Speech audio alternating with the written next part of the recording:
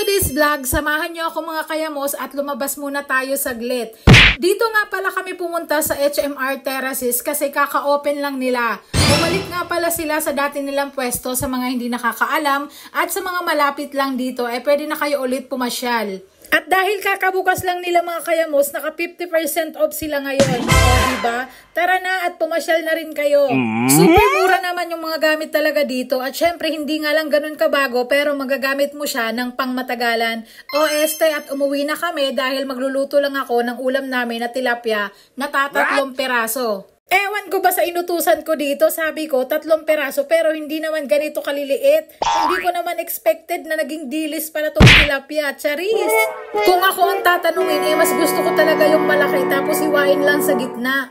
At nung naluto na nga mga kayamos, hindi ko talaga feel na tilapia pa rin yung kinakain ko. Ang liliit ba naman? Anyway, ayun lamang for today's vlog. Maraming salamat. Paalam!